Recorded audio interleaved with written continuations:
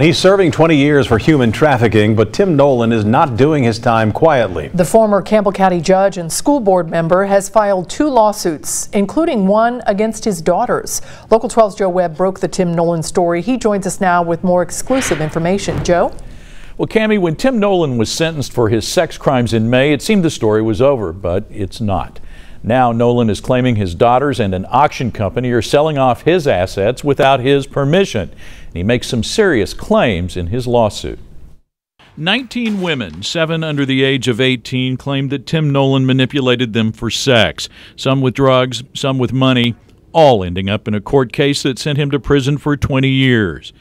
As the case was unfolding and more victims surfaced, Tim Nolan and his family put his assets in a trust, the Nolan Irrevocable Trust, to protect his assets from forfeiture, fines, and victims' damage claims. His daughters, including Campbell Circuit Clerk Tanya Nolan Jack, were named as trustees. That gets us to the 2 lawsuits he just filed. Nolan claims in one suit that at the time the trust was created, he suffered from a brain tumor, mental issues, and hallucinations in jail and was not competent.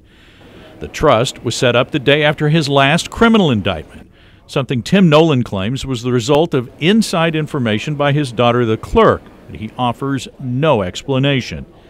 Nolan further claims his daughters have begun liquidating the assets in the trust for the purpose of enriching themselves. The second lawsuit is an attempt to stop Schneider's auction service from selling any more of Tim Nolan's land and personal items. Now, Campbell County property records show that about 100 acres of Tim Nolan's land has been sold since that trust was created. It's generated about $450,000. Nolan's attorney, Don Wells, says he had to file the lawsuit because the family just wouldn't work with Tim Nolan, who wants to keep a lot of his stuff. He says he had no choice but to sue. Now, the family's attorneys said they have seen the lawsuit and will not comment until they file a response in court.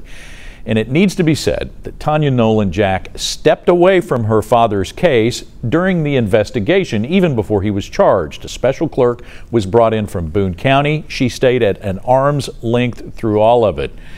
According to everyone, she did exactly what you're supposed to do. No one has complained about her involvement in the case until now, and only from her father. Cammie? All right, Joe, thank you. Tim Nolan was a district judge in Campbell County in the 1970s and early 80s. He was elected to the Campbell County School Board in 2016 and was serving in that capacity when he was indicted on the sex crimes. The crimes took place between 2004 and 2016.